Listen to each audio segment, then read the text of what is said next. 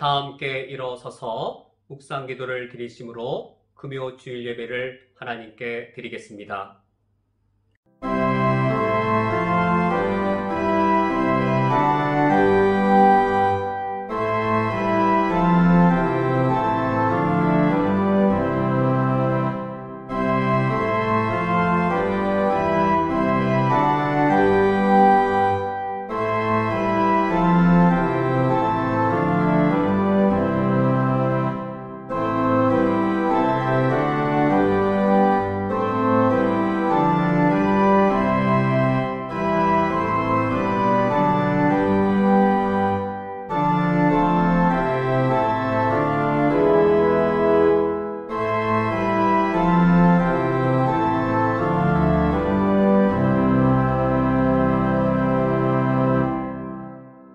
그러나 이 모든 일에 우리를 사랑하는 이로 말미암아 우리가 넉넉히 이기느니라. 내가 확신하노니 사망이나 생명이나 천사들이나 권세자들이나 현재일이나 장래일이나 능력이나 높음이나 깊음이나 다른 어떤 피조물이라도 우리를 우리 주 그리스도 예수 안에 있는 하나님의 사랑에서 끊을 수 없으리라. 아멘. 하나님 아버지시여, 주님께서 예수 그리스도의 십자가의 죽음으로 우리를 향한 하나님의 사랑을 확증해 주셨사오니 이 시간 저희들이 창조주 하나님을 우리의 구원주로 찬양하며 경배합니다. 주님을 예배하기 위하여 저희들이 모였사오니 이 시간 성령께서 임하여 주옵소서. 우리가 주를 노래하고 경배할 때에 하늘에 계신 주님께서 온전히 영광받아 주옵소서. 예수 그리스도의 이름으로 기도합니다. 아멘. 다 함께 찬양하겠습니다. 찬송가 32장 만유의 주제 찬양하겠습니다.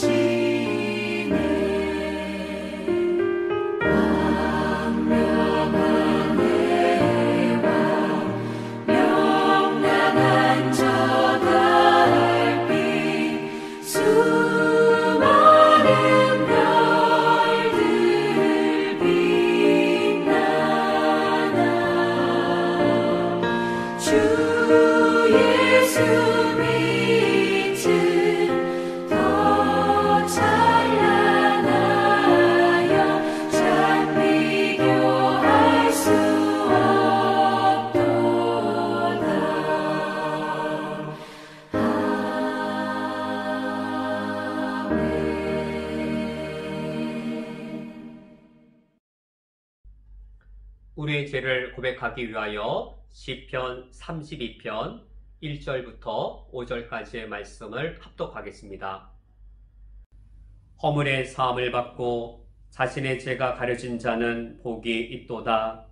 마음에 간사함이 없고 여호와께 정죄를 당하지 아니하는 자는 복이 있도다.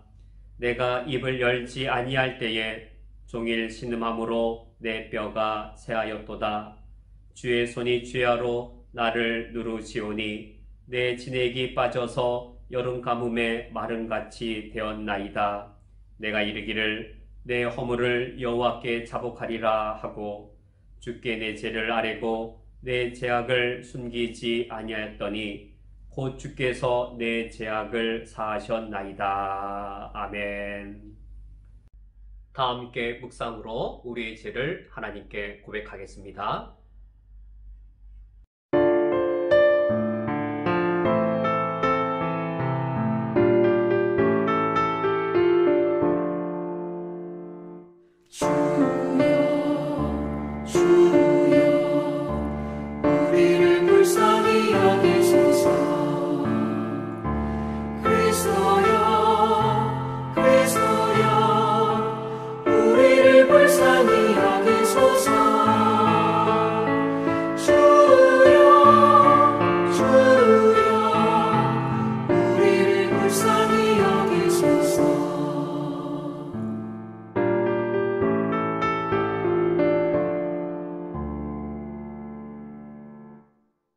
거룩하시고 자비하신 하나님, 하나님의 거룩하심 앞에 우리의 죄악을 고백합니다. 주님의 명령하신 의로운 길을 떠나 살았던 우리의 죄를 용서하여 주옵소서. 이제는 우리의 죄악을 돌이키며 주님께로 돌아가기를 원합니다. 오직 하나님을 믿으며 하나님과 이웃을 사랑하며 하나님의 나라를 소망하며 천국 백성답게 이 땅을 살아가기를 원합니다. 이제는 천국 백성답게 내가 힘들 때 우리 모두가 힘든 것을 함께 기억하게 하시고 내가 힘들 때 나보다 더 힘든 형제가 있는지를 돌아보게 하셔서 내 자신에게 함몰되지 않게 하옵소서. 오늘 하루의 평안을 위하여 내일의 영원한 가치를 포기하지 않게 하옵소서. 그리하여 종말에 예수 그리스도의 날이 이르렀을 때에 내 삶에 의의 열매가 가득하여 하나님께 영광과 찬송이 되게 하여 주옵소서. 예수 그리스도의 이름으로 기도합니다. 아멘. 성시교독 하겠습니다. 교독문 46번 시편 104편을 교독하겠습니다. 내 영혼아 여호와를 송축하라. 여호와 나의 하나님이여 주는 심히 위대하시며 존귀와 권위로 옷 입으셨나이다. 주께서 옷을 입은 같이 빛을 입으시며 하늘을 휘장같이 치시며 물에 자기 누각에 들보를 얹으시며 구름으로 자기 수레를 삼으시고 바람 날개로 다니시며 바람을 자기 사신으로 삼으시고 불꽃으로 자기 사역자를 삼으시며 땅에 기초를 놓으사 영원히 흔들리지 아니하게 하셨나이다. 주께서 물의 경계를 정하여 넘치지 못하게 하시며 다시 돌아와 땅을 덮지 못하게 하셨나이다. 여호와께서 샘을 골짜기에서 솟아나게 하시고 산 사이에 흐르게 하사 각종 들짐승에게 마시게 하시니 들나귀들도 해가라며 공중의 새들도 그 가에서 깃들이며 나뭇가지 사이에서 지저귀는도다. 그가 그의 누각에서부터 산에 물을 부어 주시니 주께서 하시는 일의 결실이 땅을 만족시켜 주는도다. 아멘. 다 함께 사도신경으로 우리의 신앙을 하나님께 고백하겠습니다.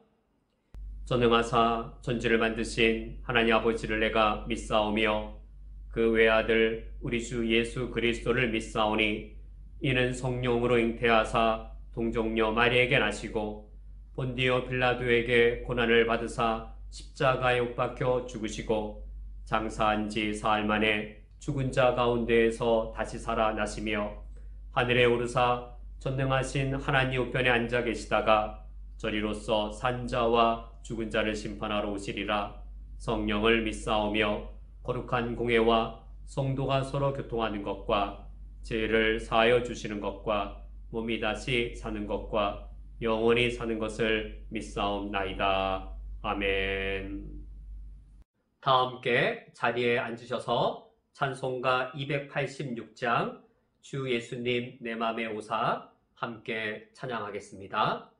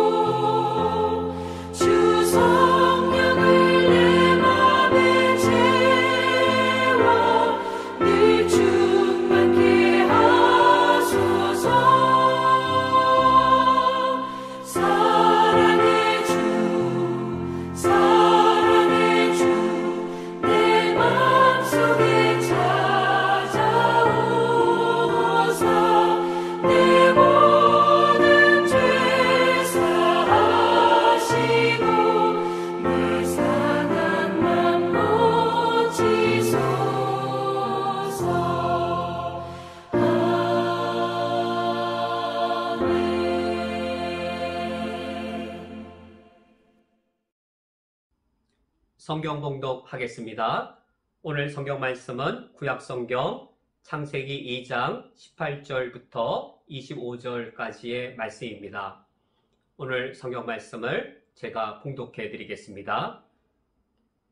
여호와 하나님이 이르시되 사람이 혼자 사는 것이 좋지 아니하니 내가 그를 위하여 돕는 배필을 지으리라 하시니라. 여호와 하나님이 흙으로 각종 들 짐승과 공중의 각종 새를 지으시고 아담이 무엇이라고 부르나 보시려고 그것들을 그에게로 이끌어 가시니 아담이 갓 생물을 부르는 것이 곧 그 이름이 되었더라. 아담이 모든 가축과 공중의 새와 들의 모든 짐승에게 이름을 주니라.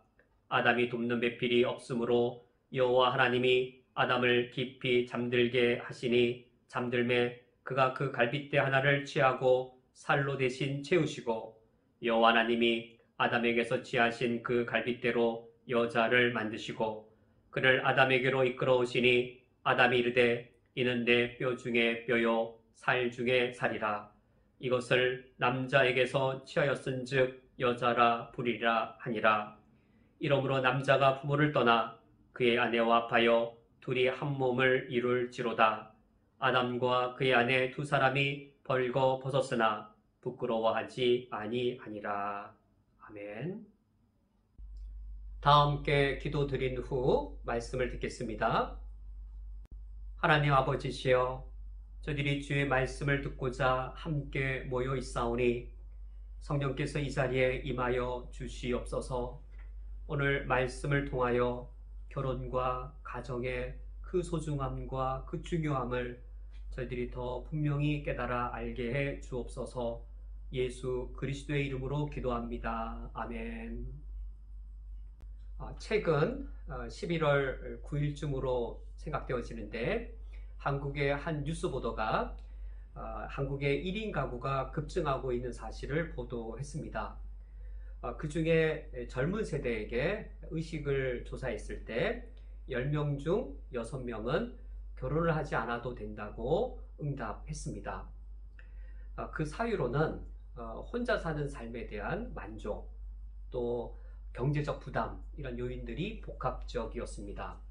한편으로는 젊은 세대가 혼자 사는 그 자유를 더 중시 여기는 그런 가치관의 변화도 있겠고, 또 슬픈 부분은 한국의 현실이 젊은 세대가 결혼을 하고 꿈을 꿀 만큼 현실이 녹록지 않은 그런 슬픈 현실도 더불어 있었습니다.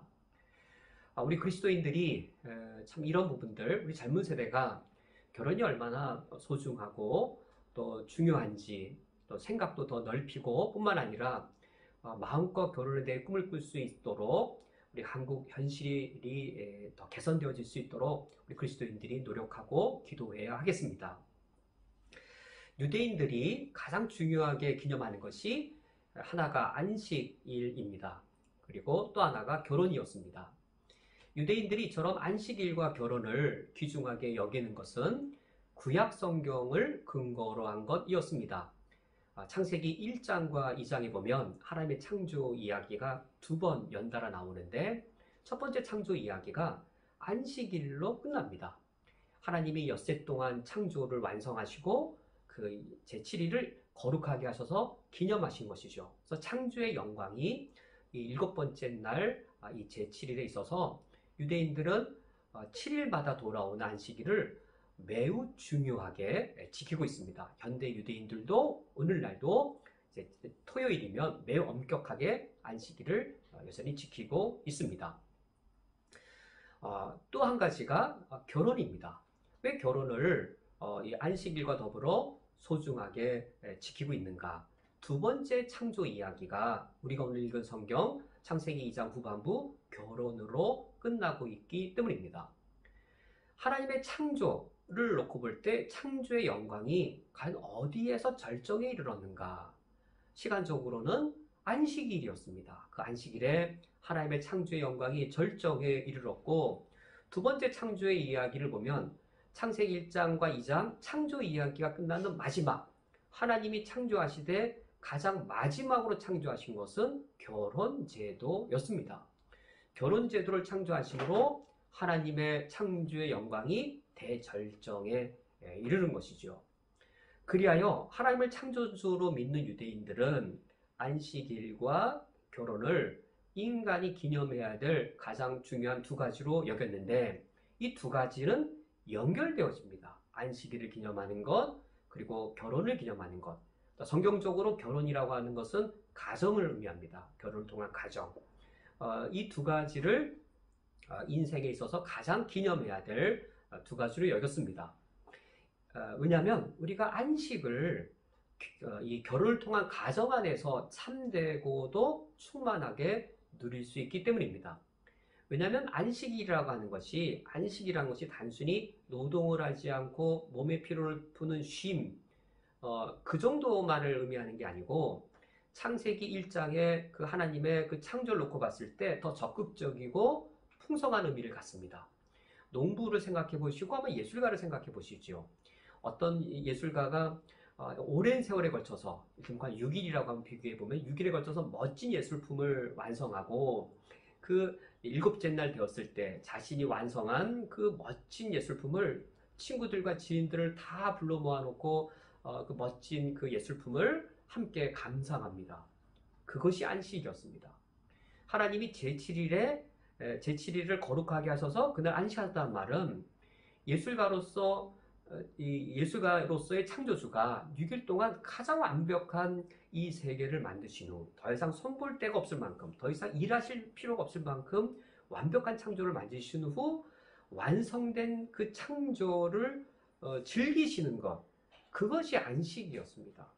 또 한편 농부를 생각해 보시죠. 농부가 이제 가을에 이르기까지 이 한 해 동안 수고하였습니다. 그리고 이 농사의 곡식이 풍성합니다. 동네 모든 사람들을 불러 모아놓고 이 풍성하게 쌓인 곡식을, 곡물을 함께 먹고 즐기는 것. 그것이 바로 안식인 겁니다. 안식이란 창조의 완성된 창조, 멋진 예술작품으로서의 완성된 창조를 즐기고 그 아름다움을 누리는 것, 그리고 풍요로운 창조의 이 결실들, 그 풍요로움들을 누리는 것, 이것이 바로 안식일에 기념하는 안식이었습니다. 이런 안식, 누구랑 누릴 때 우리 인간이 가장 이런 기쁨과 즐거움을 만끽할 수 있을까요? 하나님이 창조주로서 인간을 본래 어떤 존재로 만드셨냐면, 이 안식은 결혼을 통한 그 가정 안에서 이것이 가능한 일인 것이었습니다. 이게 하나님의 창조주로서의 설계도입니다. 우리 가정도 사실 그 NEC께서 예배를 드렸던 가능했던 금요일 날, 이제 이 금요 모든 예배를 마치고 이 가족이 함께 모일 수 있던 몇 번의 때들이 있었는데, 그때가 사실 가장 이 인간으로서 누릴 수 있는 가장 큰 행복이지요. 이 모든 노동의 의무로부터 다 벗어나서 자유 가운데 그 자유를 가족과 함께 그를 맛보고 누릴 때, 그때 우리 인간은 인간으로서 누릴 수 있는 가장 참된, 또 가장 충만한 의미의 안식을 누릴 수 있습니다. 이런 면에서 우리 그리스도인들은 이 결혼과 안식, 이 둘 분리가 되어지지 않고 연합된 것인데, 결혼의 의미와 그 결혼을 통해서 또 그 가정을 통해서 누리게 하시는 그 안식이 무엇인지를 돌아볼 필요가 있겠습니다. 유대인들이 창세기 1장과 2장을 근거로 하여 이렇게 창조에 근거하여 안식일과 결혼을 기념한다면, 우리 그리스도인들도 마찬가지로 하나님을 창조주로 믿고 있기 때문에 우리들도 이 결혼의 이 의미와 가정의 중요성을 창조주 하나님의 의도대로 잘 깨달아 할 필요가 있겠습니다. 우리가 오늘 말씀을 통해서 결혼의 의미가 무엇이고 가정이 얼마나 소중하고 축복된 장인지를 말씀을 통하여 살펴보겠습니다. 첫 번째로, 하나님께서는 결혼제도를 세우시기 위해 가장 먼저 결혼제도 안에서의 남자와 여자의 관계, 지위부터 설정하셨습니다. 오늘 성경 말씀 2장 18절에 여호와 하나님이 이르시되 사람이 혼자 사는 것이 좋지 아니하니, 여기서의 사람은 남자를 가리킵니다. 내가 그를 위하여 돕는 배필을 지으리라 하시니라. 이 말씀을 통해서 결혼제도 안에서의 남자와 여자의 지위를 설정하셨는데, 그를 위하여 돕는 배필이라는 어구가 이제 가장 중요한 어구입니다. 이 구절을 이해할 때 우린 창세기의 어휘로서 이 구절을 이해를 해야 되는데, 창세기의 어휘로 이해하는 것이 아니라, 만약 이 세속적인 가치관, 남성 우월주의의 관점에서 이 구절을 읽으면 오히려 성경이 말하려고 하는 정반대의 사실로 오해될 수 있습니다.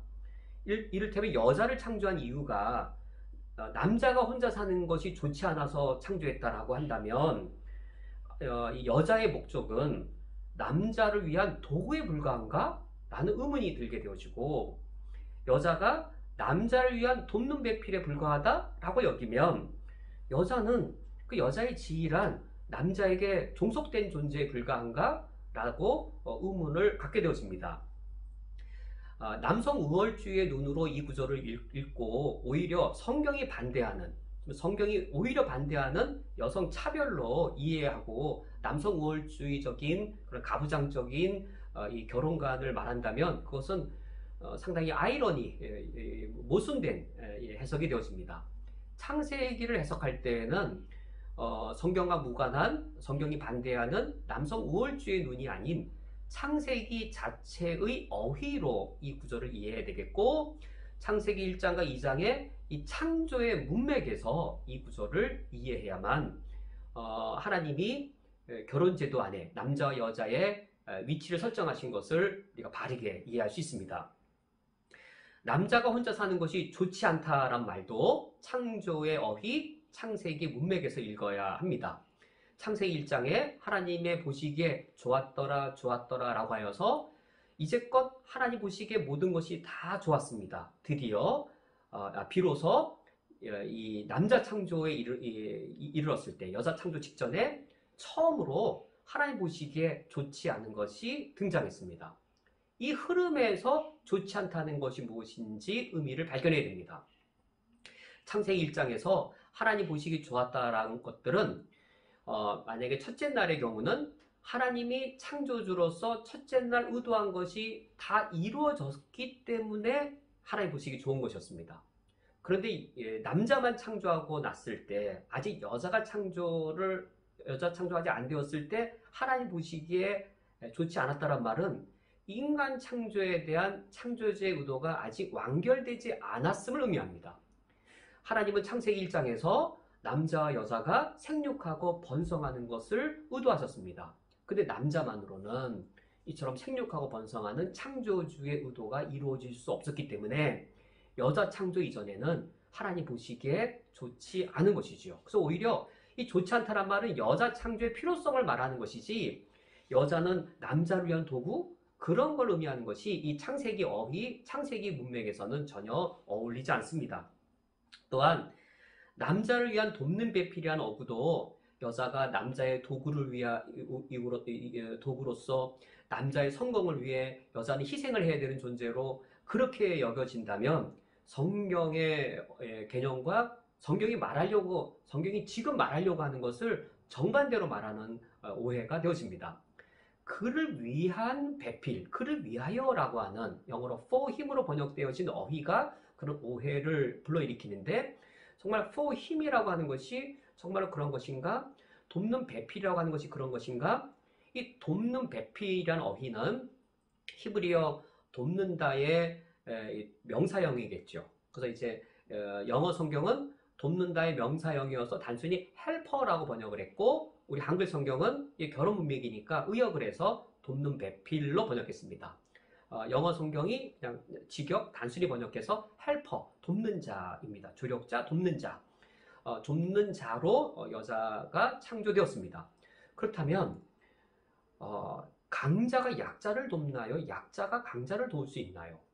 이 돕는다라고 하는 이 동사가 때로는 하나님이 이스라엘을 도우신다라고 할 때 쓰였던 어휘입니다. 그렇다면 강자가 약자를 도울 수 있는 것이죠.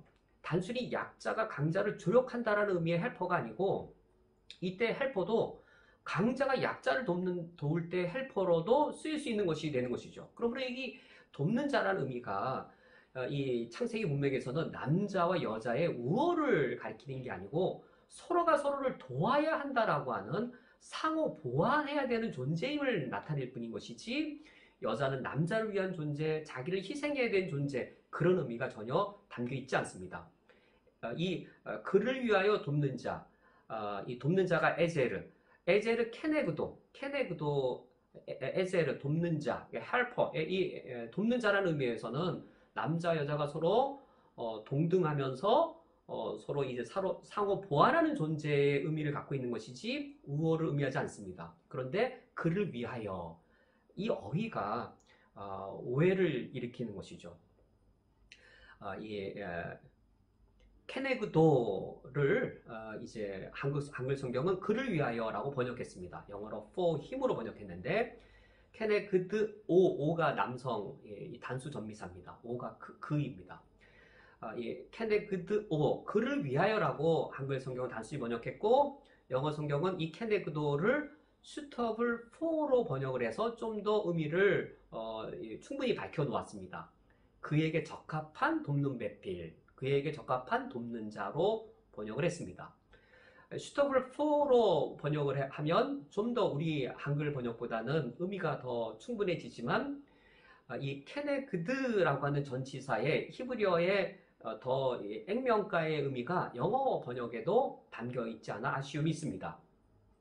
케네그드가 두 개의 전치사가 복합된 것인데 케는 영어로 하면 무엇처럼 무엇에 따라서 according to 정도로 번역되어질 수 있는 like나 according to로 번역되어질 수 있는 전치사이고 네게드는 이 반대편의 마주보고 있는 opposite로 번역되어질 수 있는 이 전치사입니다.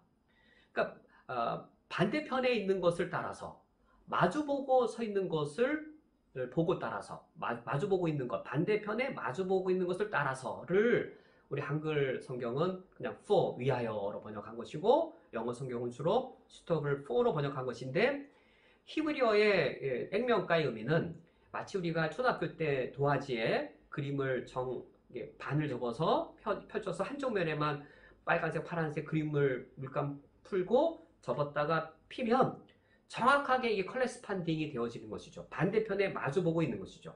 똑같은데 정반대인 것이죠. 이 그림이 바로 이 그를 위하여입니다.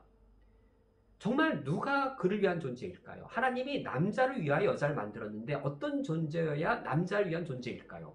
남자랑 똑같고 동일한 종류의 또 다른 남자를 만들었다면 전 친구는 될 수 있지 몰라도 좋은 배우자가 되기는 어려울 겁니다. 만약에 여기 어떤 한 여자가 있는데 윤상원하고 똑같은 여자입니다. 윤상원하고 똑같은데 여자일 뿐인 겁니다. 그럼 절대 저는 그 여자랑 결혼 안 합니다. 좋은 친구는 될 수 있겠죠. 여자인데 완전히 저랑 똑같습니다. 그러면 좋은 친구는 될지 몰라도 저는 전혀 그 여자에게 매력을 느끼지도 못할 것이고 그냥 편하기만 하겠죠. 하나님께서 어떤 관계의 배우자가 되게 하시고 서로 돕는 배필, 상호 보완적인, 동등하면서 서로 도울 수 있는 관계를 하게 하셨냐면 서로 반대가 되게 반대인, 똑같지만 반대인 사람을 만드셨습니다. 그래서 이 존 밀턴이 신라건에서 아담이 처음 하와를 목격했을 때의 그 광경을 이렇게 묘사합니다. 이 성경의 의미를 잘 이해했습니다. 존 밀턴이 묘사한 글에 따르면 상상이긴 하죠. 그녀를 보니 나와 똑같은 사람인데 성별은 나와 다릅니다. 그런데 매우 아름답고 매력적입니다. 우리가 참 그런 걸 느끼죠. 이제 우리가 결혼을 할 때 사실 우리 모든 남자 집사님들 다 이래서 우리가 결혼한 거죠. 나와 똑같은 사람인데 성별은 나와 다르고 그래서 매우 아름답고 매력적입니다. 그녀를 보고 난 이후에는 이 세상에서 매력적으로 보이던 모든 것들이 다 천하게 보였습니다. 우아함이 그녀의 모든 걸음마다 있고 그녀의 눈망울에는 천국이 있으며 그녀의 몸짓마다 위엄과 사랑이 있습니다. 사실 우리 모두가 다 이렇게 매력을 느껴서 결혼을 한 것이죠. 서로 반대편에 있기 때문에. 그러므로 사실 성격 차이로 이혼한다라고 어떤 분이 말한다면 한편 정말 잘 이해가 되면서도 그것은 참 마음 아픈 일인 겁니다. 하나님이 어떻게 창조를 완성되게 하셨는가? 똑같은 사람 둘을 만나게 하셔서가 아니라 어떻게 창조가 완성이 되고 그리고 창조가 더 풍요롭게 되는가? 서로 반대편의 사람을 똑같으면서도 반대편의 사람, 그래서 동등하면서도 서로가 차이가 있기 때문에 차이 있는 둘이 연합함으로 창조가 완성에 이르고 차이가 나는 것만큼 더 풍요로워지는 것이죠. 그러므로 가정 안에서 남편과 아내가 차별이 있다라든지 아버지와 어머니의 역할에 어떤 높낮이의 차별이 있다든지 그것은 결코 가정이 안식을 누리는 장으로 가는 길이 되지 않습니다. 가정이 그 안식의 창조의 완성과 풍요를 누리는 완성이 되는 길은 먼저 가정 안에서의 남자와 여자 역할, 그건 부모의 역할이죠. 부모가 남편과 아내로서 그리고 아버지와 어머니로서 그리고 또 가정 안에 남자와 여자 역할이 있습니다. 지위가 있습니다. 아들과 딸입니다. 아들과 딸이 동등하고 또 아들과 딸의 성격이 다르고 부모와 자녀의 성격이 다른 그것들이 잘 조화를 이룰 때 그때 더욱더 큰 완성에 이르고 풍요에 이르는 것이죠. 하나님을 창조주로 믿는 우리들은 우리 성격의 모양새, 우리 가족의 구성원들의 차이로 인해서 다툼이나 갈등이 일어나는 것이 아니라 그 차이가 나는 것이 하나의 조화를 이룰 때 완성에 이르고 하나님이 가정을 통하여 주시는 그 축복이 더 풍요로워진다는 사실을 우리가 기억하여서 하나님이 우리를 서로 동등하게 만드시고 서로 구별되게 만들었던 사실을 잘 지킬 필요가 있겠습니다. 두 번째로 하나님께서는 결혼 제도를 세우기 위해 아담을 하와를 맞이할 배우자로 준비시키셨습니다. 아담이 배우자로 준비되는 것이 하나님이 결혼 제도를 세우시는 두 번째 일이었습니다. 과연 어떤 배우자가 되려면 어떤 준비가 되어야 하겠는지요? 사실 저는 남편이 뭔지도 모르고 결혼을 했습니다. 결혼을 했더니 제가 남편이 되어 있었습니다. 저는 사실 아버지가 어떤 존재인지도 모르고 아이를 낳았습니다. 아이를 낳았더니 아버지가 되어 있었습니다. 그래서 문제들이 많이 일어나는 것이죠. 결혼 전에 내가 배우자로 준비가 되어져야 하는데 과연 무엇이 배우자의 조건이고 배우자가 되는 준비일까요? 이 부분이 창조주 하나님이 설계하신 것과 우리가 통상적으로 또는 세속적으로 생각하고 있는 배우자가 되는 자격 또는 배우자의 조건들, 그러니까 배우자 간이 다를 수 있습니다. 우리가 오늘 성경 말씀에 창세기 2장 18절부터 20절을 문맥으로 볼 필요가 있습니다. 창세기 2장 18절이 이제 하나님의 어떤 선언으로 끝나는데 내가 그를 위하여 돕는 배필을 지으리라 라고 하시고 나서 19절에 하나님이 아담을 배우자가 될 준비를 시키시는데 그 일이 19절을 보시면 아담에게 동물들의 이름을 짓게 하시는 것이었습니다. 그래서 20절 말씀을 보면 아담이 모든 가축과 공중의 새와 들의 모든 짐승에게 이름을 주니라 아담이 돕는 배필이 없으므로 라고 하여서 지금 이 18절 하반절에 돕는 배필을 지으리라 20절 하반절에 돕는 배필이 없으므로 이 돕는 배필이라는 어휘가 앞뒤로 문맥을 이루면서 그 가운데 샌드위치처럼 아담이 동물들의 이름을 짓는 일이 삽입되어져 있습니다. 하나님이 아담을 하와를 맞이할 배우자로 준비시키시는데 배우자 준비가 무엇이었냐면 하나님이 아담에게 맡기신 사명을 감당하게 하시는 것이었습니다. 만약에 아담이 이렇게 하나님이 주신 사명을 감당하지 않은 채로 배우자의 필요를 느꼈다면 정말 내가 남자가 독초하는 것이 좋지 않구나라고 느껴서 여자를 필요로 하였다면 어떤 관점에서 또는 어떤 이유로 어떤 목적에서 여자를 필요로 하게 생각했을까요? 배우자 간이 어떻게 형성되었을까요? 제가 대학교 1학년 때 우리 상대생들은 이제 2학년 과목을 위해서 이공대 건물에 가서 이제 수학을 배워야 했습니다. 1학년 때 우리 수학을 배우러 가는 강의실에 가면 물리학과 누나인지 생물학과 누나인지 어떤 한 누나가 나오는데 너무 이뻐서 우리 친구들이 다 넋을 놓고 그 누나를 봤습니다. 그 누나는 아주 얼굴이 이쁘니까 마음도 이쁠 것 같고 뭘 해도 다 아름다울 것 같은 그 나이 때 이제 저나 우리 친구들은 배우자간이 이제 이쁜 여자인 거죠. 이쁘면 이제 뭐 성격도 좋을 것 같고 뭐 성격이 안 좋아도 다 그걸 내가 평생 감수하고 살 수 있을 것 같은 그러니까 배우자간이 또 그런 식으로 형성될 수도 있겠죠. 또 어떤 그 배우자간이 과연 어떤 조건, 어떤 기준 그것으로 형성될 것인가. 세속적으로 또는 통상적으로 이 배우자간은 사랑입니다. 사랑이면 충분하다라고 여깁니다. 배우자의 조건으로 사랑이 필요한 것일까요? 아니면 사랑은 필요할 뿐만 아니라 오직 사랑이면 충분할까요? 사랑이면 충분할까요? 정말 배우자 조건으로 사랑이면 충분할까요? 이 세상에 거의 모든 부부들이 사랑해서 결혼했을 겁니다. 어느 정도 사랑했냐면 결혼할 만큼 사랑해서 다 결혼을 했지, 결혼할 만큼 사랑하지 않는데도 결혼한 사람은 거의 없을 겁니다. 사랑할 만큼 결혼했을 것이고 평생 살 각오로 결혼을 했지 그 이유를 생각하고 결혼하지 않았을 겁니다.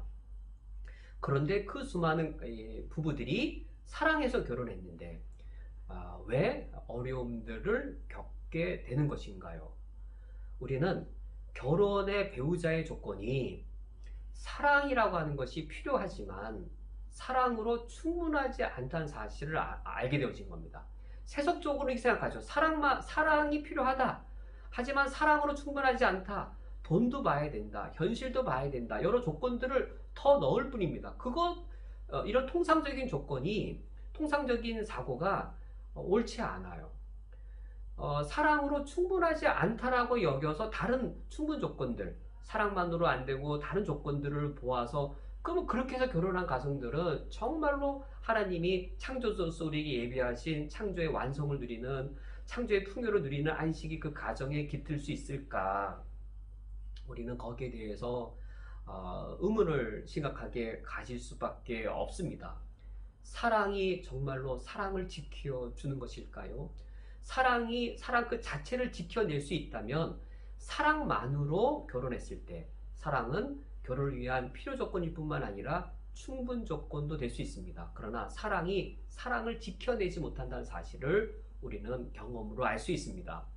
사랑 자체를 깊게 만들어주고 사랑 자체를 성장시켜주고 사랑 자체를 강하게 만들어주는 것은 사랑이 아니고, 사랑이 사랑을 깊게 만들고 사랑이 사랑을 강화시켜주고 사랑이 사랑을 더 성수시켜주는 것이 아니고 사랑을 성수시켜주는 또 다른 요인이 있는 것입니다. 부자 남자랑 결혼하면 사랑이 지속되어지고 부자 남자랑 결혼하면 사랑이 더 깊어질까요? 성공하는 남편과 결혼을 하면 또 멋진 커리어를 갖고 있는 여인과 결혼하면 사랑이 더 그것 때문에 더 충분해지고 더 완성에 이를까요? 아닌 것이죠. 그건 세속적이고 통상적인 생각일 뿐이고, 사랑 자체를 깊게, 사랑 자체를 더 넓게, 사랑 자체를 더 강하게 만들어주는 요인은 다른 것입니다. 하나님이 지금 그런 관점에서 아담을 배우자로 준비시키고 계신 겁니다.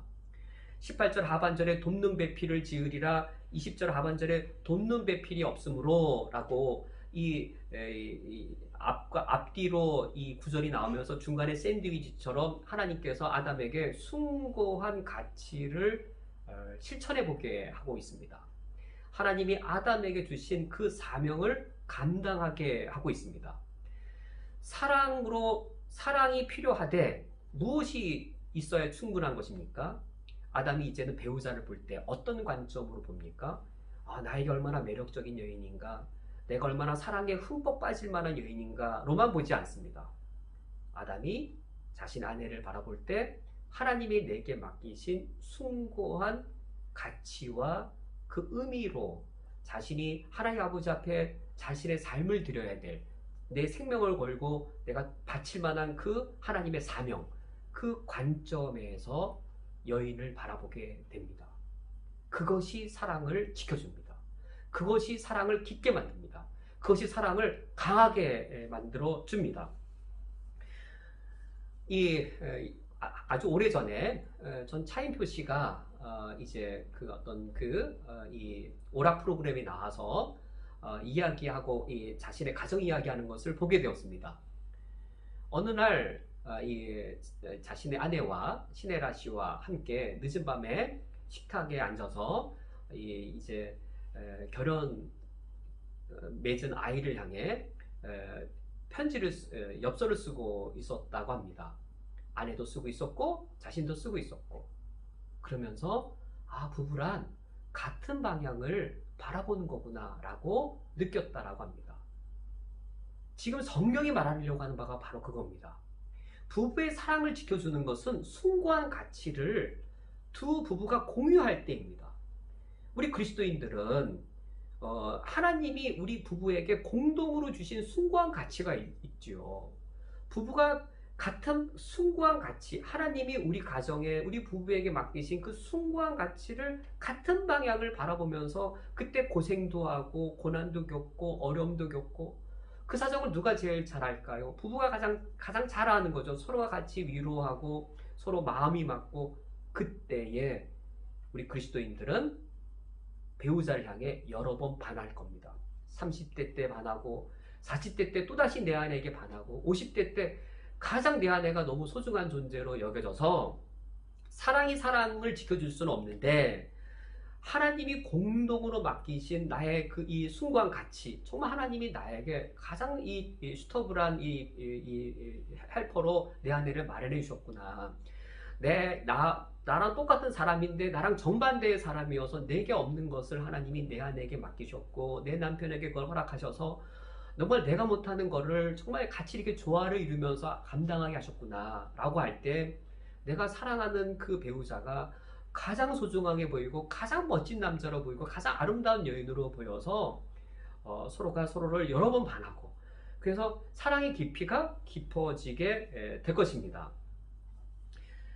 이것은 이 부부 사이에서만이 아니고 이런 부부에게 공동으로 주신 이 사명이 자녀를 포함하여 가정 전체로까지 확대되어질 때 부모가 바라보는 하나님 맡기신 숭고한 가치를 자녀들도 같이 그 숭고한 가치를 우리 가정에 맡기신 일로 같이 여겨서 하나님 맡기신 숭고한 이 가치를 함께 추구할 때 분명히 자녀들은 나의 부모님을 존경할 겁니다. 그럴 때 부모에 대한 권위를 인정할 겁니다.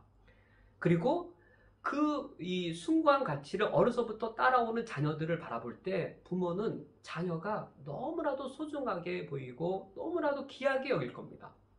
이 세상에 자녀를 사랑하지 않는 부모가 어디 있나요? 그런데 그 사랑 때문에 부모와 자녀 사이에 얼마나 다툼들이 또 많이 일어날 수 있는가요? 사랑이 필요 조건이지만 사랑만으로 충분하지는 않습니다.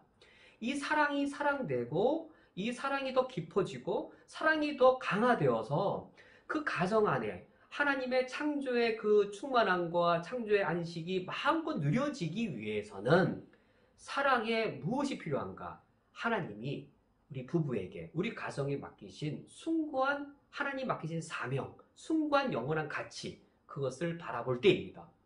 이 두 번째 조건, 하나님이 우리 가정에 맡기신 숭고한 그런 가치, 사명, 그것이 서로가 서로를 향해 돕는 배필이 되어질 때 가정은 하나님이 처음 창조주로서 예비하신 아름다운 축복들이 우리 가정에 더욱더 가득 채워질 수 있습니다. 마지막 세 번째로 하나님께서는 남자의 갈비뼈로 여자를 창조하신 후 남자와 여자 두 사람이 한 몸이 되게 하심으로 결혼 제도를 완성하셨습니다.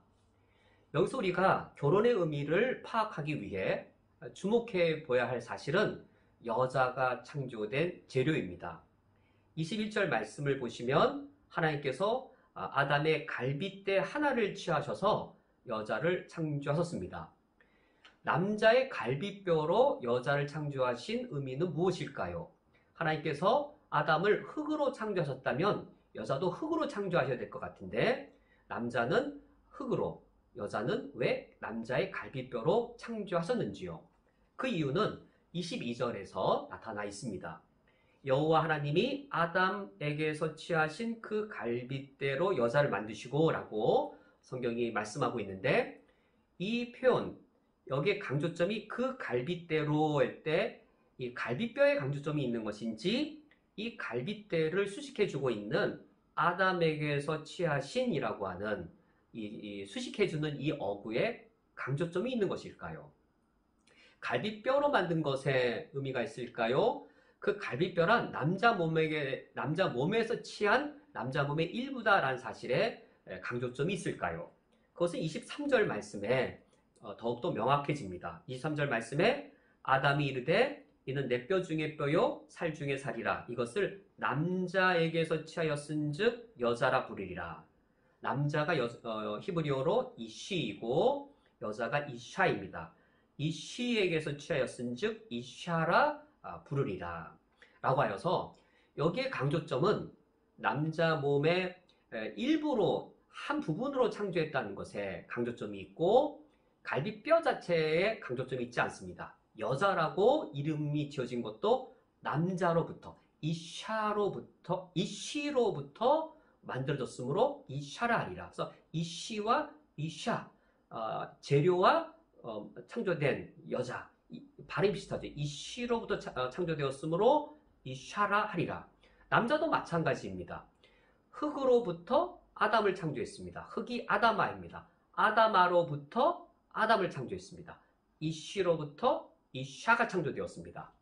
흙으로 창조되어서 아담의 본질이 드러나듯이 남자 몸의 일부 이쉬로부터 창조되어져서 여자를 창조하신 것에 결혼의 본질이 여기에서 드러나고 있습니다. 제가 우연히 이 CCM 가사를 보다가 제목을 보다가 아주 재밌는 걸 발견했습니다.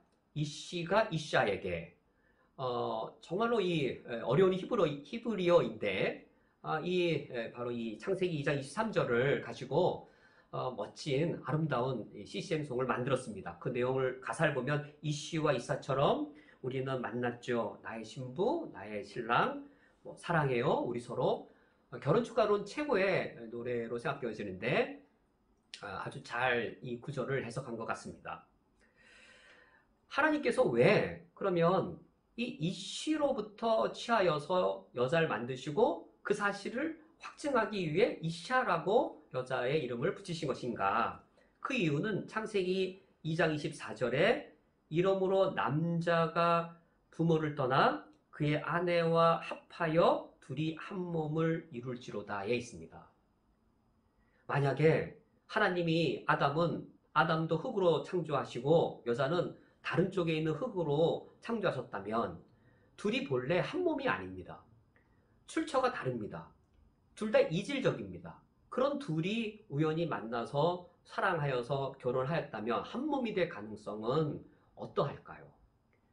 이렇게 결합이라면, 결혼이 단순히 결합이라면 어떠할까요? 통상적인 생각, 또 동양적인 그런 관념들, 결혼이라고 하는 이 한자어를 보더라도 혼을 결합시키는 것이죠.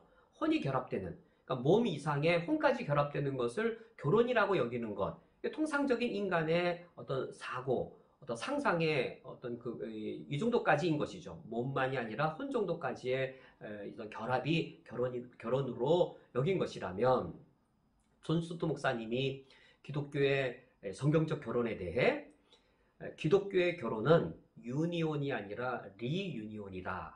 잘 설명하신 겁니다. 기독교의 결혼은 이 한몸됨이란, 이 한몸됨은 단순한 결합이 아니라 재결합이라. 여기에 하나님이 여자를 창조할 때 이미 남자 몸의 일부분으로 만든 것에 이미 결혼을 염두하시고 여자를 창조한 것이었습니다. 둘이 연합하여 한몸 되게 하시는 것. 이게 성경적 결혼 간의 심장부입니다. 둘이 연합하여 한몸 되게 하실 것이기 때문에 여자를 창조하시는 재료는 남자 몸의 일부분, 한 부분으로부터 창조하셨습니다. 둘이 연합하여 한 몸을 이룬다는 것이 성경적인 결혼관의 심장부에 해당되어지는데 과연 그것은 어떠한 의미일까요? 창세기에서 둘이 한 몸을 이룬다는 사실은 지극히 인격적이고 또 신비롭기까지 합니다. 왜냐하면 1 더하기 1이 2가 되어야 되는데 1 더하기 1이 1이 되기 때문입니다. 남편과 아내 둘이 연합하여 한 몸을 이루는 것, 이씨와 이씨야 본래 하나였다가 각각 독립되어져 있다가 다시 재결합하여 한 몸을 이루는 이것은 대단히 인격적이고 또 신비로운 사실까지 드러내고 있습니다. 23절 말씀을 보시면 아담이 이르되 이는 내 뼈들 중에 뼈요 살들 중에 살이라. 제가 우리 한글 성경 번역과 달리 히브리 번역의 복수형대로 제가 읽었습니다. 뼈들 중에 뼈, 살들 중에 살. 이것은 마치 우리 한국 표현의 꽃들 중에 꽃이라고 표현하면 가장 귀한 꽃, 최상급이 되듯이 히브리어 어법도 최상급을 이와 같이 표현합니다. 내 뼈들 중에 뼈요, 내 살들 중에 살이라. 이샤를 향해 이씨가, 자기 몸으로부터 나온 이샤를 향해 이씨가 이렇게 표현합니다. 나의 최고의 존재로 표현합니다. 이것은 가장 인간이 표현할 수 있는 가장 큰 사랑, 가장 풍성한 사랑에 대한 표현이지요.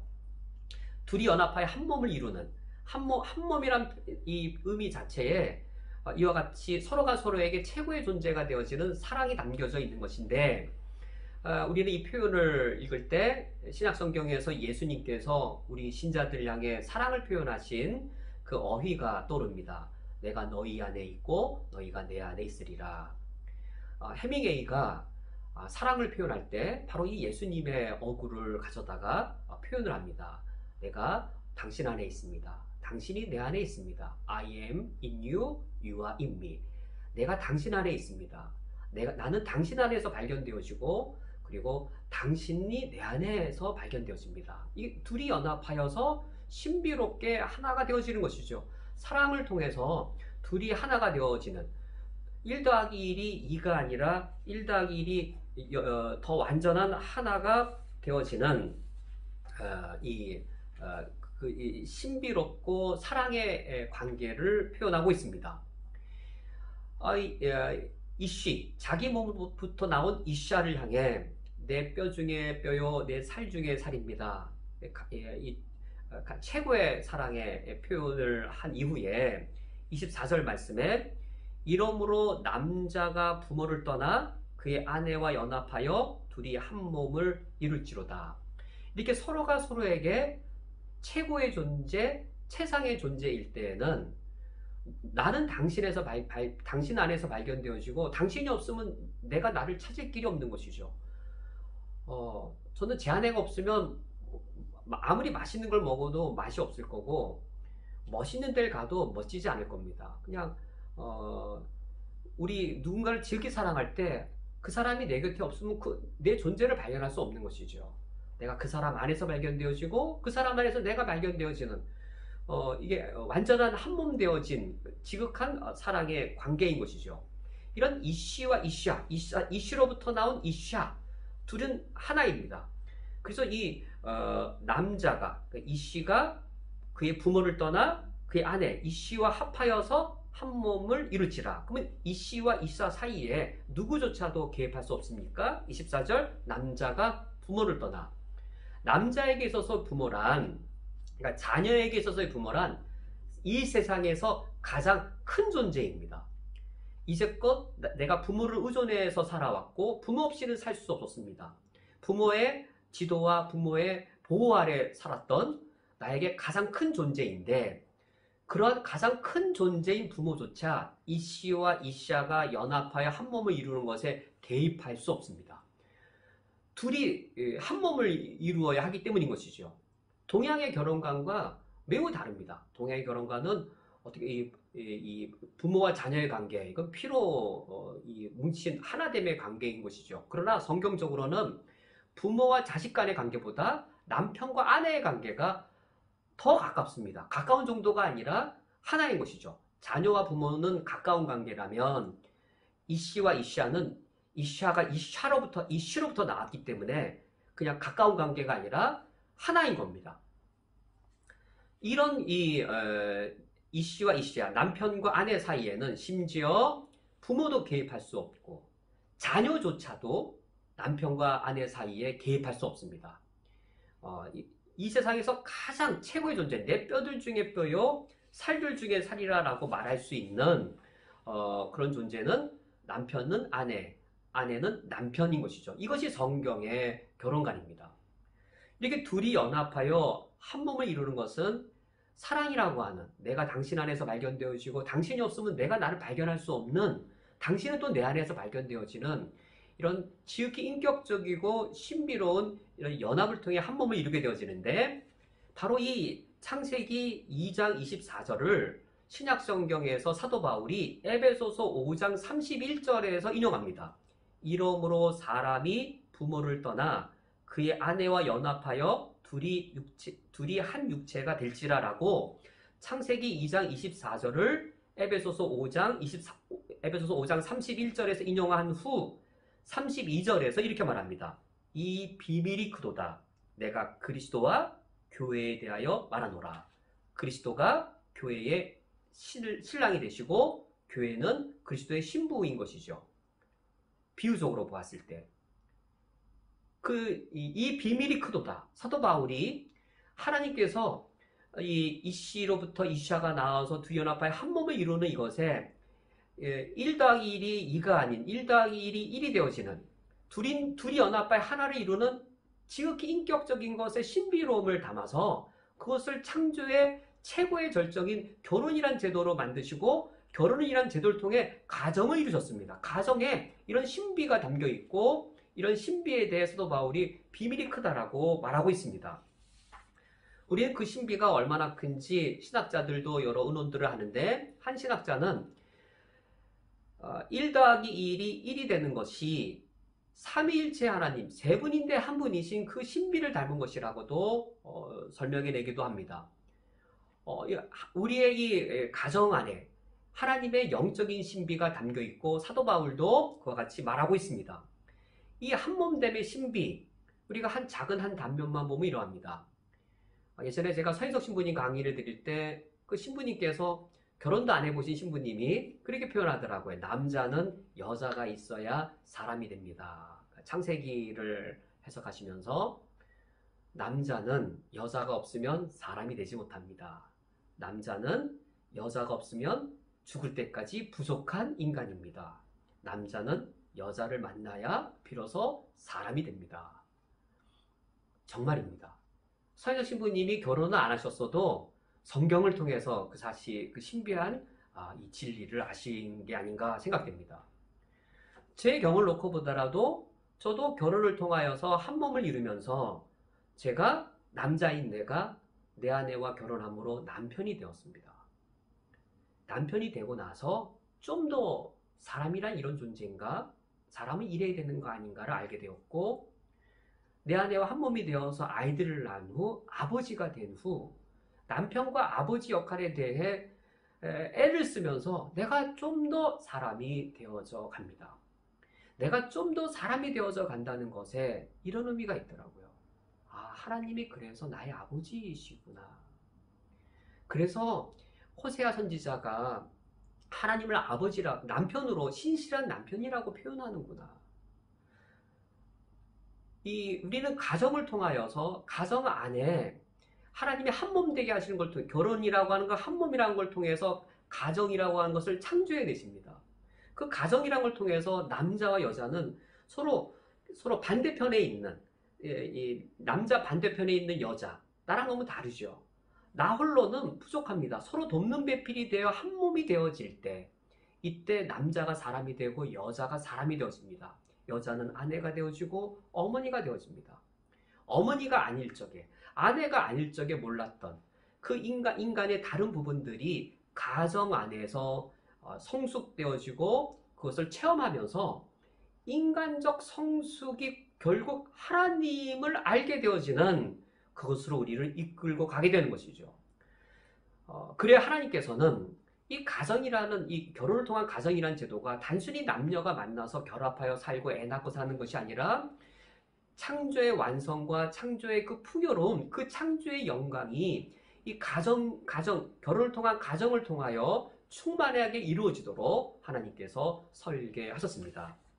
이 시간 오늘 말씀을 기억하시면서 우리 함께 합심하여 세 가지 기도 제목으로 기도하시겠습니다. 첫 번째로 코로나의 어려운 시기에 우리 가족이 서로 돕는 자로서 사랑의 관계의 축복을 풍성히 누리게 해 주옵소서.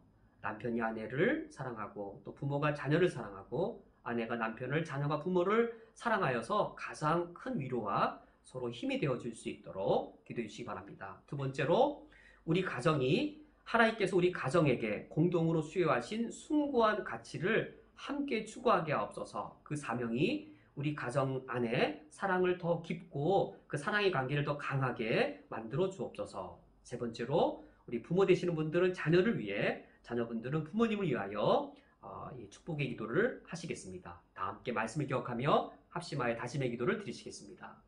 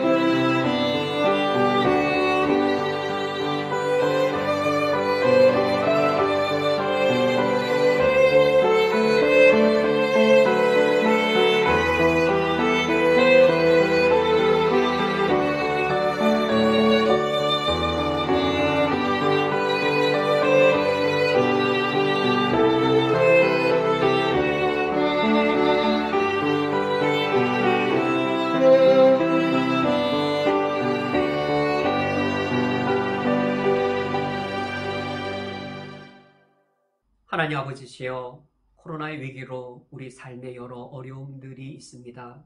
하나님의 사랑과 주의 위로하심과 주님께서 우리에게 친히 격려해 주심이 매우 필요한 상황입니다. 바로 이러한 때 우리에게 가정을 허락하셔서 하나님이 우리를 사랑하시며 우리를 위로해 주시며 우리를 격려해 주시는 그 은혜를 베풀어 주시오니 우리가 가정의 가정됨을 더욱 충만히 누릴 수 있도록 인도하여 주옵소서. 서로 돕는 배필로서 부부로 만나게 하시고 서로 돕는 자로서 가정의 일원으로 한 가정을 이루게 하셨사오니 우리가 서로 인하여 기쁘며 서로를 인하여 위로받으며 사랑의 그 관계 속에 창조의 영광과 창조의 풍성한 주의 각종 은혜들을 충만히 누릴 수 있도록 인도하여 주옵소서. 그러나 우리의 가정을 위한 사랑 자체가 우리 가정의 사랑을 지켜줄 수 없사오니 하나님께서 우리 가정에 공동으로 부여하신 숭고한 가치를 추구하는 주의 사명을 감당하는 가정이 되게 해 주시옵소서. 우리가 함께 하나님 우리에게 명령하신 그 사명과 숭고한 가치를 추구하여서 우리가 하나님의 그 은총을, 하나님의 사랑을 더 든든히 감당해내는 견고한 사랑 위에 선 가정들이 되게 해 주옵소서. 이 시간 마음껏 부모님들은 자녀들을 향하여 축복하였으며 자녀들은 부모님의 은혜에 감사하여 기도를 드렸사오니 그 모든 간구들을 응답하시며 이루어 주옵소서. 예수 그리스도의 이름으로 기도합니다. 아멘. 다 함께 찬송가 420장 너 성결케 위해 찬양하시면서 하나님께 봉헌하겠습니다.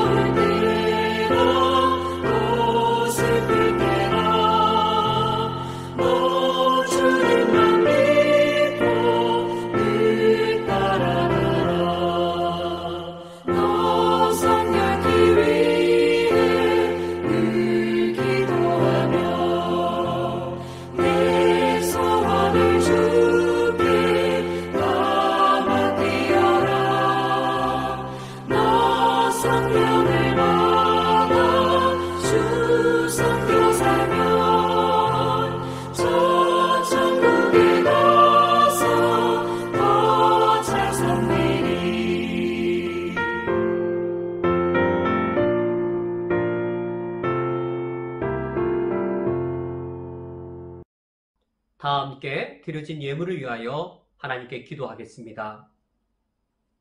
하나님 아버지시여, 진실로 감사드립니다. 예수 그리스도의 십자가 죽음으로 값을 치르시고 우리를 사셨사오니 이제는 하나님이 나의 주인이시며 나는 하나님의 소유입니다. 이 시간 하나님 아버지 앞에 내가 하나님의 소유인 것과 내가 가진 모든 것들도 주의 소유이며 나는 하나님의 청지기에 불과한 것을 인정하며 이 예물을 드리오니 받아 주시옵소서. 우리가 이 땅에 속하지 아니하고 하나님께 속한 것이 얼마나 감사와 영광인지요. 하나님께서는 하나님의 소유를 아끼시며 하나님의 소유를 주님의 강한 팔로 친히 지키시는 줄 믿습니다. 하나님의 소유인 우리들을 이 세상의 풍파와 어려움 속에서 지키시며 아끼시며 보호하여 주시옵소서. 이 시간 이 예물을 드리며 하나님 아버지 앞에 하나님의 소유로서 우리 자신들을 성결케 하며 우리 자신을 거룩하게 지킬 것을 다짐합니다. 하늘 백성답게 이 세상에 물들지 않도록 우리 자신을 지킬 수 있게 해 주옵소서. 믿음을 지키게 하옵소서. 양심을 지키게 하옵소서. 하나님을 섬기지 않는 사람들보다 더 높은 수준의 도덕성과 윤리 수준을 지킬 수 있게 해 주옵소서.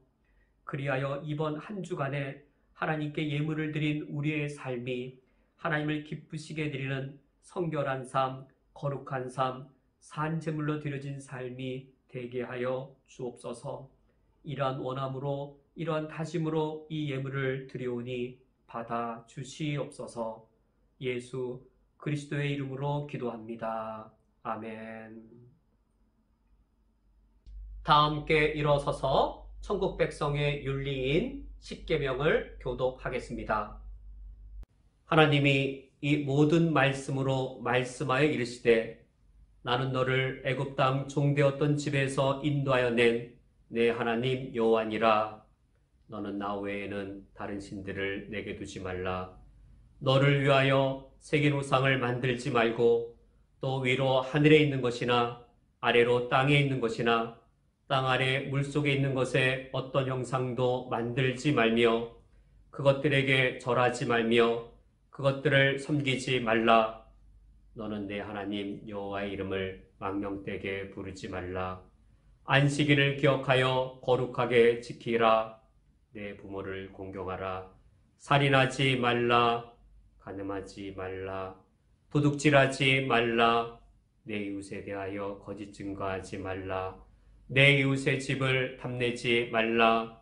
예수께서 이르시되 내 마음을 다하고 목숨을 다하고 뜻을 다하여 주 너희 하나님을 사랑하라 하셨으니 이것이 크고 첫째 되는 계명이요 둘째도 그와 같으니 내 이웃을 내 자신같이 사랑하라 하셨으니 이 두 계명이 온 율법과 선지자의 강령이니라.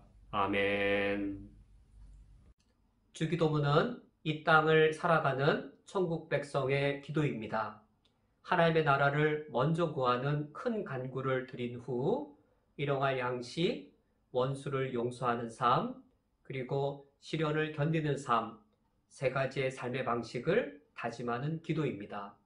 이 시간 이런 다짐의 기원을 위하여 찬송가 635장 주기도문을 다 함께 찬양하겠습니다.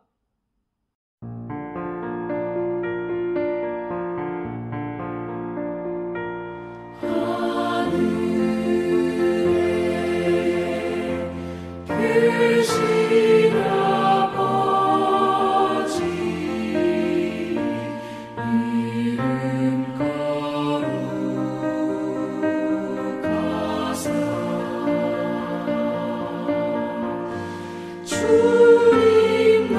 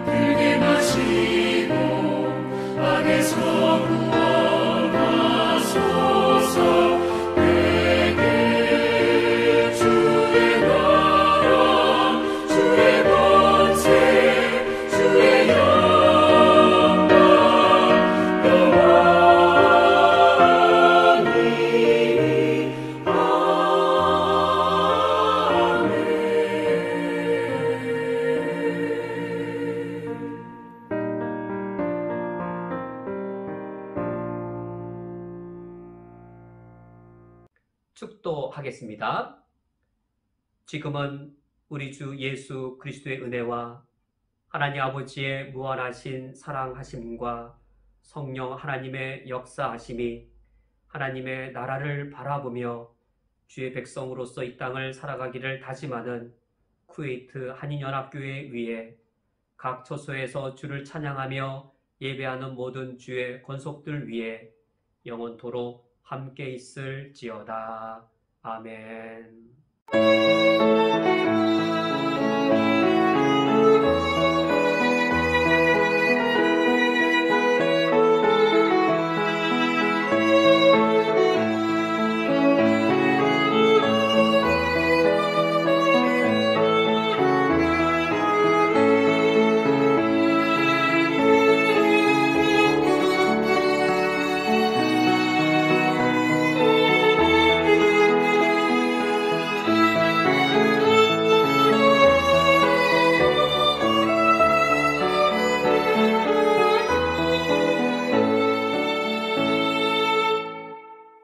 다 함께 자리에 앉으신 후 교회 소식을 전해드리겠습니다.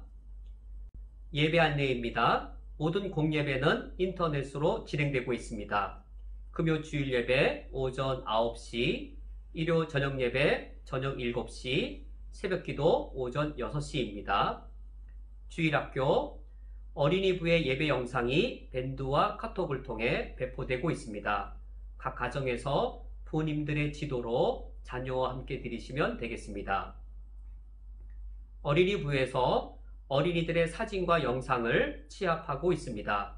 11월 14일까지 어린이들이 영상 예배로 말씀을 듣는 모습, 열심히 찬양하는 모습, 율동하는 모습 등을 오병철 집사님 또는 신수인 집사님에게 보내어 주시면 감사하겠습니다. 청소년부는 인터넷 영상으로 반별 모임을 갖고 있습니다. 이번 주간 중보기도를 부탁드립니다. 코로나의 백신과 치료제가 신속히 개발되어 우리 인간의 생명과 건강을 지켜 주시도록, 코로나로 인한 경제난으로부터 각 가정과 기업을 지켜 주시도록, 정부가 효과적인 방역 대책을 세우며 모든 사람이 방역 규칙을 잘 준수하도록, 믿음과 양심을 지키며 사업하는 우리 교우의 기업가 사업장을 지켜 주시도록, 새로운 사업과 직장을 구하는 우리 교우의 길을 열어 주시도록, 쿠웨이트 체류를 위한 비자 발급의 길이 신속히 재개될 수 있도록, 우리 교회가 중동 지역을 섬기는 선교사님들에게 힘이 되는 교회가 될 수 있도록, 요르단 난민을 더욱 극심해진 경제난과 의료 위험으로부터 지켜 주시도록, 요르단의 그리스도인들이 무슬림 난민들에게 열린 마음을 가질 수 있도록 기도를 부탁드립니다. 선교 추가 지원, 코로나의 어려움 속에서도 우리 성도님들의 성실한 헌금으로 추가 선교 지원을 할 수 있게 되어 크게 감사드립니다. 현재 선교지의 상황은 코로나로 인하여 사역과 재정이 극심히 어려운 상황입니다. 그리하여 우리 교회는 현재 우리 교회가 후원하고 있는 10여 명의 선교사님과 기관뿐만 아니라 중동 선교회 및 중동 선교 협의회의 추천을 받아 선교사님들을 돕고자 합니다.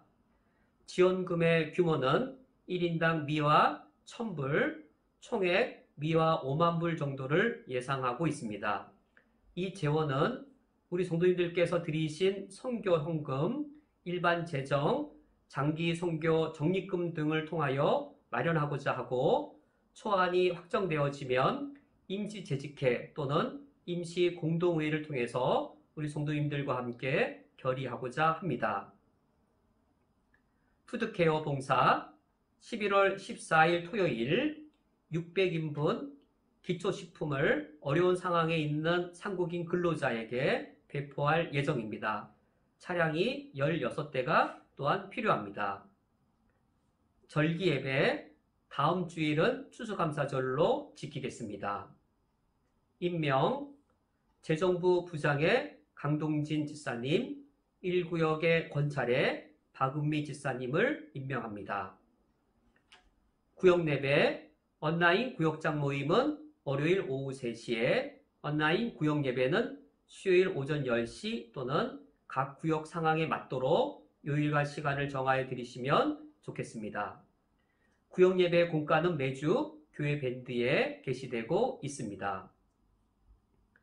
헌금을 드리기 원하시는 성도님들께서는 오프라인 헌금이나 온라인 헌금 중에서 가장 편리한 방식으로 자유롭게 드리시면 되겠습니다. 다 함께 옆사람과 함께 인사 나누시면서 축복합니다. 축복송으로 폐회하겠습니다.